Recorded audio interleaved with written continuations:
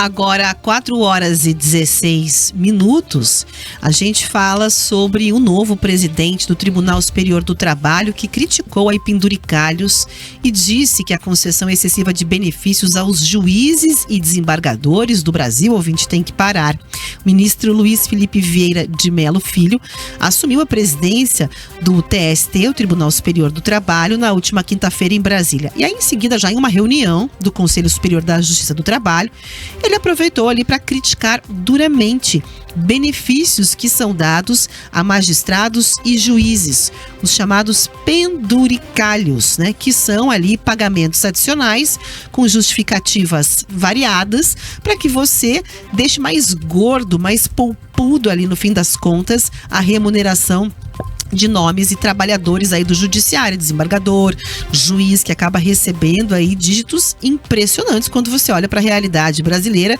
e que inclusive estouram completamente ali o teto constitucional, que é o limite, né, do que a gente pode ganhar. O salário mais alto do Brasil hoje tem que ser equivalente a um salário do ministro do Supremo Tribunal Federal. A gente vai ouvir agora um trechinho do que ele disse. Nós somos servidores, nós servimos a sociedade. Agora, o Conselho, tanto o Conselho Nacional como esse Conselho, lá eu falava muitas vezes, é um Conselho da República. Ele tem que se pautar pelos valores da República. É um Conselho da República, não é tribunal administrativo. 40% da pauta aqui hoje diz respeito a questões remuneratórias. Todas elas se desdobrando para um lado ou para o outro, cada hora para um lado. Então, que fim vai ter isso? Por isso que eu sempre disse, quando foi feita a resolução 528, que ela tinha que ter uma determinação, não é a validação de qualquer ato. Não é assim que se faz. Até porque a remuneração de juiz, é como Vossa Excelência disse, tem que ser por lei. Isso tem que parar. Sinceramente, essa é a minha opinião. Eu quis ser juiz na minha vida. Que a gente tem que ser bem remunerado? Tem, tudo bem. Mas quem está ganhando mal? Por que ser juiz hoje está tão difícil? Por que ele tem que ser, toda hora tem que haver uma espécie de bonificação para ele exercer a função que ele tem que exercer? Que ele foi voluntariamente. Ninguém foi obrigado a ser juiz. Ninguém virou juiz porque quis, porque não quis.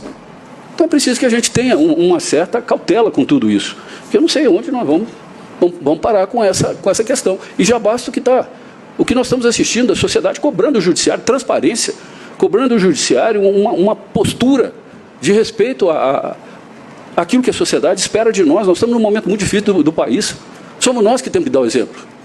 Então, com todas as vênias, e me perdoe a exacerbação, mas é preciso que a gente tenha um pouco agora de consciência e ponha os nossos caminhos dentro de um certo trilho, porque isso vai terminar muito mal, e não vai ser aqui não, vai ser no Congresso. Então peço venha e acompanhe o voto do relator. Aí fica a pergunta, né, será que vai terminar muito mal? E quantos mais ministros, né, juízes com essa consciência a gente precisaria, Rafaela Moron? Nossa, eu fiquei me perguntando, né, como é que ele transita entre os colegas, transita bem, fiquei na dúvida, porque a gente não é acostumado com esse tipo de sobriedade, serenidade e uma voz que traga sensatez, exatamente, dentro desse discurso, né? Ou seja, alguém tá ganhando mal ali? Que está precisando de um auxílio moradia, que está precisando de um auxílio terno. E mais, eu sei que ele teve outras ações já, inclusive, em relação a isso, antes mesmo de se posicionar a respeito disso, né? Ele já tentou restringir participação de juízes em eventos que são patrocinados por empresas e o recebimento de cachês por palestras. Adivinha? Sem sucesso. Sem sucesso, né? Em setembro de 23, ele chegou a fazer uma proposta para que juiz, desembargador, magistrados recebessem presentes, né, só até R$100. Mais de R$100 você não pode presentear nenhum juiz nem ninguém. Seria a ideia dele. Portanto, também existiria a proibição de que se cobrasse por palestras e obrigando, inclusive, magistrados a informar variações patrimoniais maiores do que 40%. Nossa, até me emocionei lendo aqui, Camila Andrade. Não estamos acostumados com isso. Na verdade, eu fiquei surpresa porque eu imaginei que essa limitação já existisse, Rafa. Porque isso existe, por exemplo, para nós que somos jornalistas, né? Se chama compliance. Isso Quase mesmo. todas as empresas precisam ter. Eu acho que se você trabalha aí numa empresa de médio e até grande porte, você deve saber que não se aceita de um cliente um presente qualquer. A não ser que seja um mimo, uma bala, um bombom, você sabe que não é de bom tom receber nenhum tipo de presente. Você tem... Não existe almoço grátis. Não, né? é incomum, Milton Friedman já dizia, não existe almoço grátis.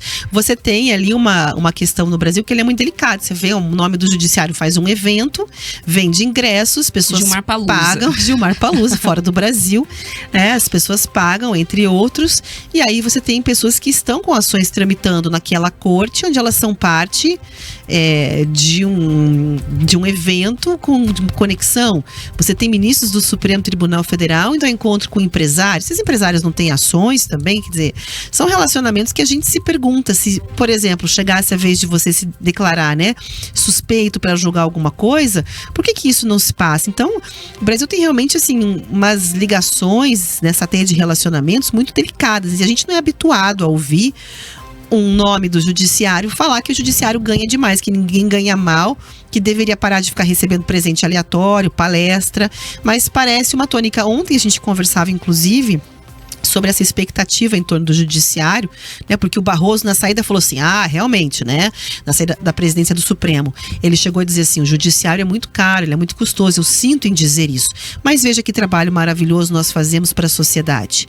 E aí ontem o ministro Fachin acabou trazendo um discurso que eu considero um discurso muito mais sóbrio nesse sentido, prometendo que transparência na questão da remuneração dos magistrados. Vamos ouvir. Assumo aqui o compromisso de uma gestão austera no uso dos recursos públicos. A nossa diretriz será a austeridade.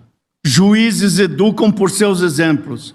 Servidores públicos que somos, temos direito a um padrão remuneratório digno, que ao mesmo tempo assegure a independência funcional e não perpetue privilégios, nem deixe diluir seu senso de propósito. Transparência é a chave quanto às modalidades de remuneração.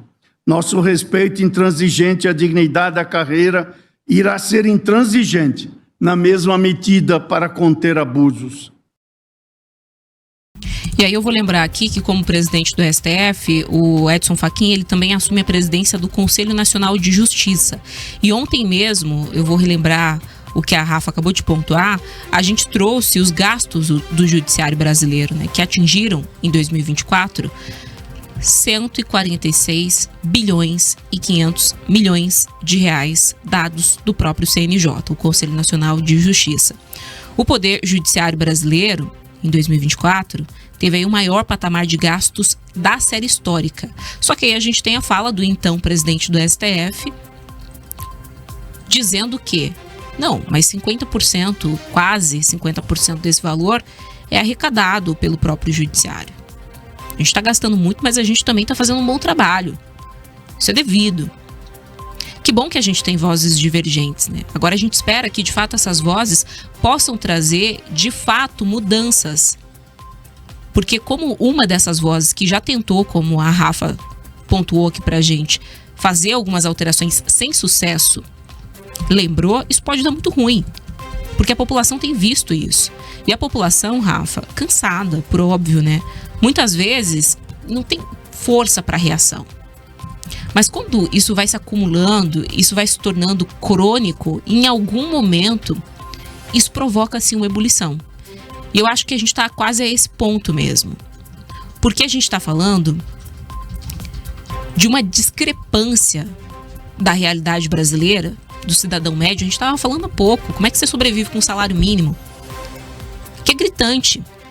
E quando a gente fala sobre esses super salários, essa remuneração que chega a valores astronômicos por conta dos tais penduricalhos, a gente está falando basicamente que aqueles que deveriam ter o papel, que são pagos com recursos públicos para proteger a nossa Constituição, para garantir que ela está sendo aplicada da forma correta, encontraram um meio de burlar a regra. Se o teto de gastos, ou melhor dizendo, se o teto do salário do funcionalismo público é o salário de um ministro do Supremo, que está ali em torno de 40 e poucos mil reais, ninguém pode ganhar mais do que isso, e ponto, acabou. Quem fez um concurso para juiz sabe que o salário é esse, sabe que o teto é esse. Você criar uma possibilidade, um penduricalho que fique fora da sua folha de pagamento para que você possa ultrapassar esse teto, quando é você quem deveria assegurar que essa legislação, que essa regra que vale para todos seja aplicada de forma isonômica, é o quê? É burlar a regra. É rir na cara do brasileiro, de todos nós. E aqui eu tô trazendo só um exemplo, mas tem tantos outros. A Rafa citou o Gilmar Palusa. Vou falar aqui, Rafa, nas palavras dos outros. Não vou nem emitir a minha opinião, viu? Fórum de Lisboa é o nome desse evento, que é organizado pelo decano da corte, o Gilmar Mendes. Já há anos, sempre em Portugal, por isso do nome. E esse evento teve ali como um dos principais palestrantes a confirmação logo imediata, assim que a gente teve acesso a essa divulgação, por exemplo, 3 integrantes da cúpula do BTG Pactual. Não preciso nem lembrar, né? O BTG Pactual é parte de um processo que está em tramitação no STF. Você tem informações que estão aí públicas em uma série de reportagens que foram feitas por veículos brasileiros e não só, de que você tinha uma série de empresas oferecendo coffee break, fazendo recepção. Todas elas empresas com ações hoje no STF, com conflitos de interesses. Ninguém está dizendo que não se pode fazer uma palestra. Ninguém está dizendo que você não pode receber um mimo. Mas eu acho que tem que ter limites.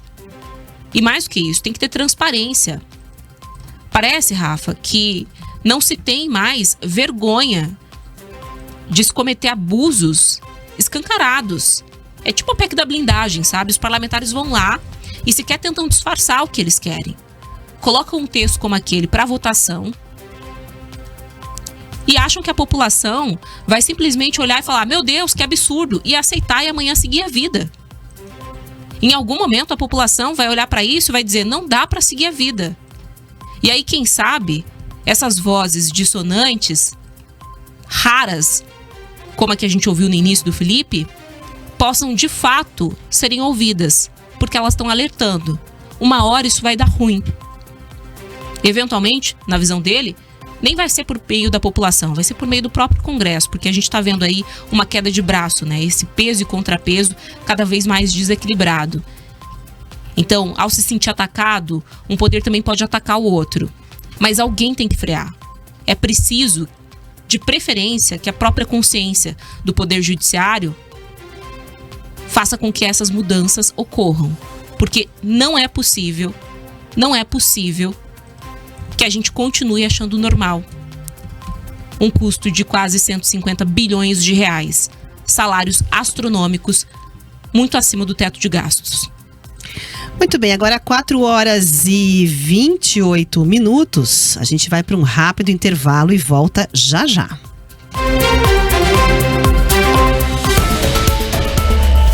Este é o Pan News Opinião.